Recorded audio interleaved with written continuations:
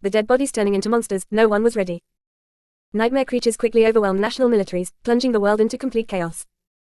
No one knew what the spell was, what powers it possessed, and how to fight it. In the end, it was the Awakened. Those who survived the first trials of the spell and came back alive. Who put a stop to its rampage. Armed with miraculous abilities earned in their nightmares, they restored peace and created a semblance of a new order. Of course, it was only the first of the catastrophes brought upon by the spell. But as far as Sunny was concerned, none of it had anything to do with him. Not until a few days ago, that is, when he first started having trouble with staying awake. For an average person, being chosen by the spell was as much of a risk as an opportunity. Kids learn survival skills and fighting techniques in school, on the off chance of being infected. Well-to-do families hired private tutors to train their children in all sorts of martial arts. Those from the Awakened clans even had access to powerful legacies, wielding inherited memories and echoes in their first visit to the Dream Realm.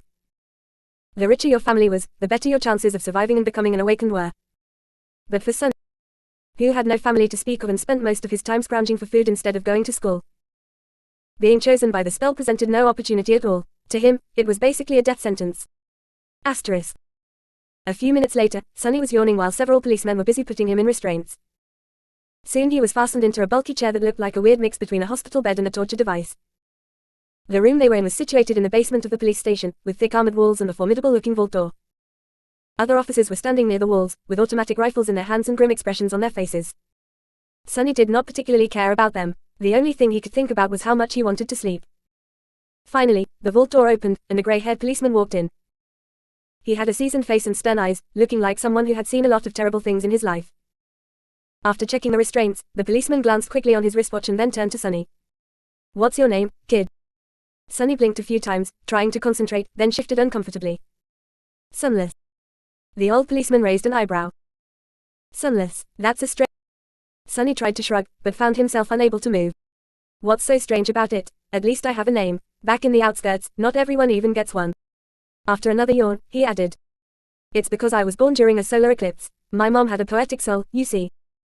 That's why he got this weird-ass name, and his little sister was called Rain, back when she still lived with him, at least."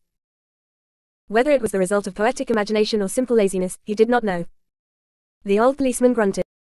"Do you want me to contact your family?" Sunny simply shook his head. "There's no one, don't bother." For a second, there was a dark look on the policeman's face. Then his expression turned serious. "All right, Sunless, how long can you stay awake?" Not long." The policeman sighed. "Then we don't have time for the full procedure. Try to resist for as long as you can and listen to me very carefully." "Okay."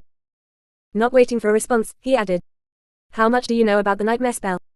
Sunny gave him a questioning look. "As much as anyone, I guess. Who doesn't know about the